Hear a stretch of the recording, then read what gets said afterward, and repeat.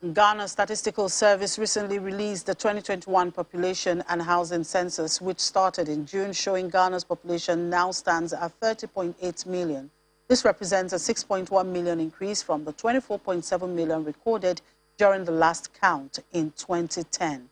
Let's have this conversation with Alabi John Kennedy, Managing Partner, Bespoke Business Consulting in Accra, Ghana. Thank you very much, Mr. John Kennedy, for joining us on the program. Good afternoon.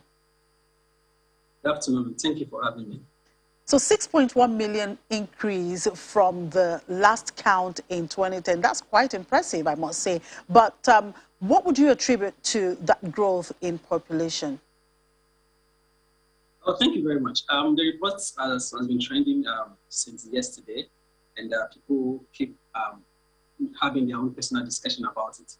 But what we have seen is that there's been a high birth rate compared to the death rate. So the mortality rate has reduced drastically in Ghana.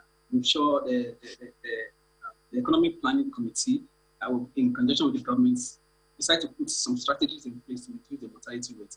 And as such, there's an increase in death rates. Secondly, you would see that there's peace in Ghana, which means that people they are actually their comfort zone. There's no high rates of security issue. There's peace. They can move around and do anything you want according to the law. However, this has actually encouraged people to, as natural as we are as human beings, we tend to give birth and have fun. So basically, that's another reason. The third reason is that migration also affected the increase in the population. Since there's security in Ghana, the PCI is very, very high. So people tend to migrate and mix with the indigenous. People tend to marry the indigenous and give birth and naturalize themselves. So all these contributed to the high rate. And lastly, the fertility rate. If you see the fertility rate in Ghana is high, both for the men and the women. So this also gone a long way to increase the population in Ghana.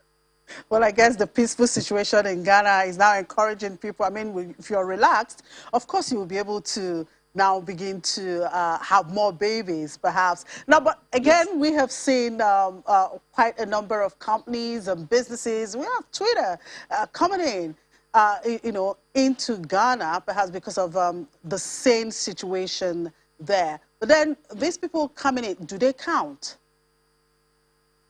Yes, they do. They do. When companies move into a new territory, they most of the time go with their key staff or key management team. When this key management team comes in, those who are married tend to give birth in that country. So, for example, in Ghana, they tend to give birth in Ghana. So, if you tend to give birth in Ghana, the child automatically becomes a Ghanaian. They might have another citizenship, but they automatically becomes a Ghanaian. They count. And those management team members of those companies who come as single men and women, they tend to mingle with the male and female in Ghana, and they tend to give birth as well. So this actually counts. And it's really huge because the influx of companies in Ghana has also contributed to the provision of these things in Ghana. All right, then the report shows that a gender demography revealing that 50.7% of the national figure are females, while males make up of 49.3%. What's your take on this, and how do you see this impacting the labor market? Okay, so let's do it in absolute context. In absolute context, a little above 400,000. So 400,000 of female more than male is not that much.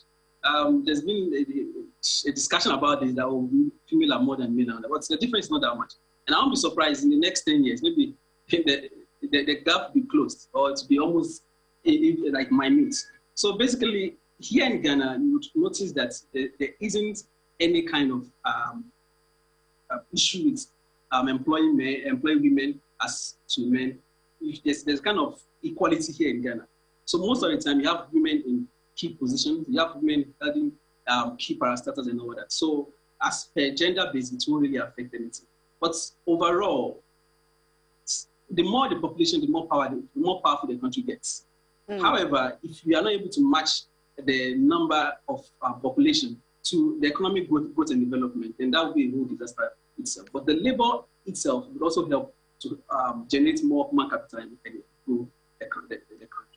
Now, in all of this that you have said, of course, looking at the population growth and, of course, the GDP growth, we're seeing for the second quarter of 2021, 3.85%. How would you factor in the upside and the downside risks inherent? So basically, it's, in every country, there are strategies in place to make sure you are able to cap this risk. The risk of inflation cannot be overemphasized. The risk of recession cannot be overemphasized. Now, the more the population, if you're not able to match population with the necessary survivable needs, for example, power, water, energy, and all that, then it's going to be a whole lot of disaster. So what the government needs to do, and I'm sure this statistics rate is going to make them re-strategize and plan very well, is to make sure that they're able to match the level of population growth to the level of economic growth and economic development in terms of infrastructure, in terms of employment generation, in terms of good health and education.